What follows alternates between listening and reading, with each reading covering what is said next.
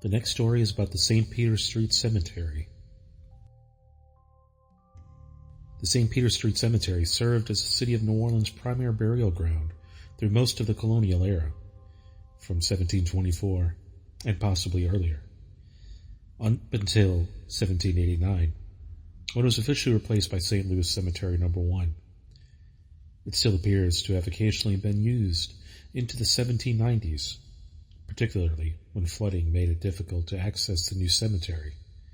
The St. Peter Street burial ground was utilized by all segments of New Orleans and all societies in the colonial era, or at least by anyone who is baptized as Catholic, including early European settlers. Native-born, Native Americans, free people of color. Those who were enslaved were also buried at St. Peter's site, including those of both African and Native American descent.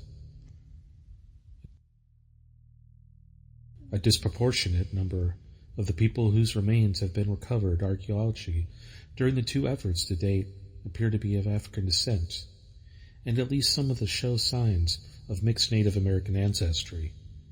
At this point, there is no way of knowing if this is because the cemetery was spatially segregated or if it was due to some other factor.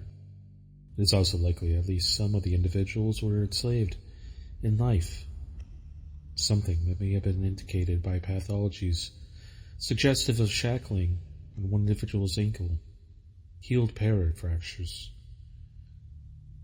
produced by the forearm is used to ward off blows, and osteological signs of heavy physical labor and dietary stress. While we will likely never be able to link specific sets of human remains to individuals in the records, there are interesting stories that emerge from both sources.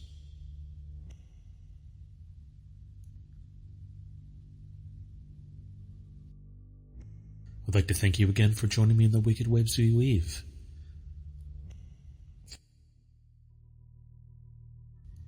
For more information on the St. Peter Street Cemetery, please see my previous episodes, which I will link in the comments. Thank you again for everyone who subscribes.